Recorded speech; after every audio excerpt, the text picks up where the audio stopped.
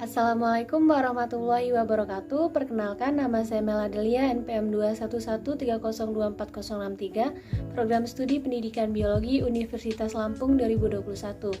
Di sini saya akan menjelaskan mengenai siklus hidup sel. Sebelum masuk ke materi, silakan teman-teman simak video berikut ini.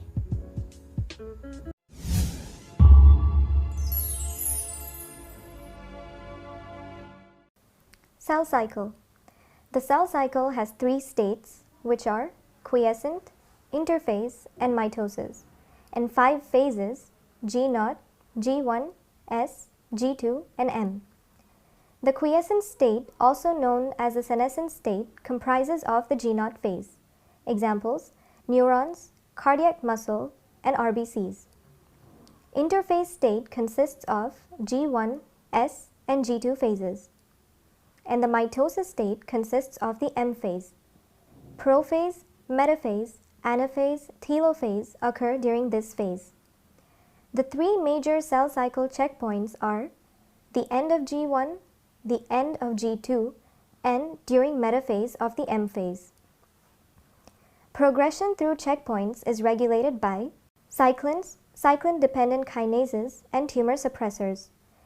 During the G1 phase, cell cycle progression is controlled by a variety of different cellular mechanisms, such as tumor suppressors, genes that code for transcription factors, proteins that detect DNA damage, enzymes that allow the cell to progress to the S phase, and signaling molecules that activate those enzymes.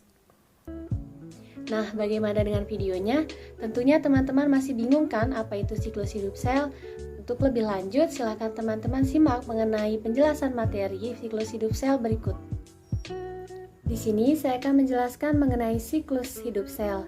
Yang pertama, kita akan membahas mengenai siklus sel. Siklus sel adalah siklus kehidupan sebuah sel. Siklus ini bertujuan untuk perkembangan dan pertumbuhan dari sel itu sendiri. Siklus sel diawali dengan pembelahan sel induk dan diakhiri terbentuknya sel anak atau kematian sel. Selanjutnya ada tahapan siklus sel. Jadi, tahapan siklus sel dibagi menjadi dua fase. Yang pertama ada interfase dan yang kedua ada mitosis. Pada fase interfase terjadi pertumbuhan sel dan penyalinan DNA. Sedangkan pada fase mitosis terjadi pembagian sel menjadi dua dan dibagilah sitoplasmanya, lalu dibentuklah dua buah sel hasil pembelahan tadi. Yang pertama, kita akan membahas mengenai tahap interfase pada siklus sel. Jadi, tahap interfase merupakan tahap awal terjadinya pembelahan.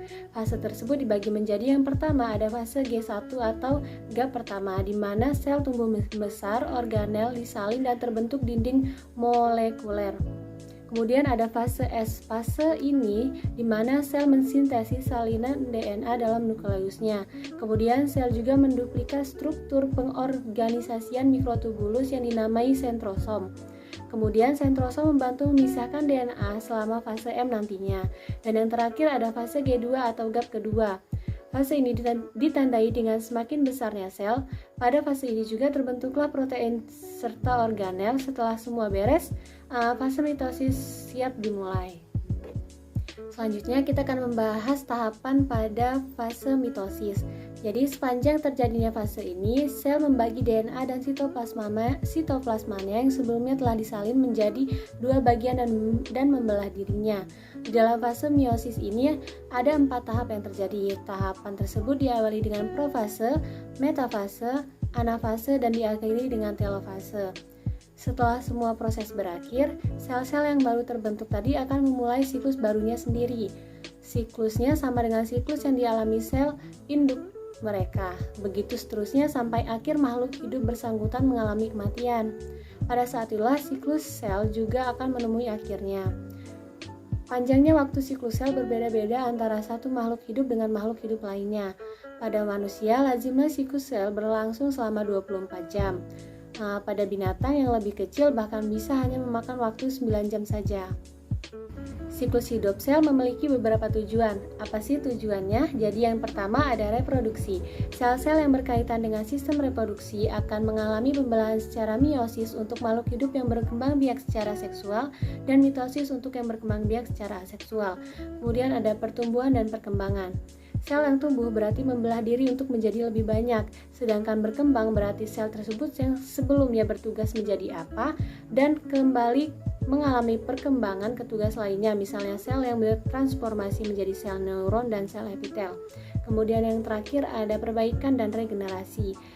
Contohnya di saat kita tertidur lelap pada malam hari, sel-sel yang ada dalam tubuh manusia sibuk memperbaiki diri dan beregenerasi. Sekian yang dapat saya sampaikan mengenai materi siklus hidup sel. Akhir kata saya ucapkan terima kasih. Wassalamualaikum warahmatullahi wabarakatuh.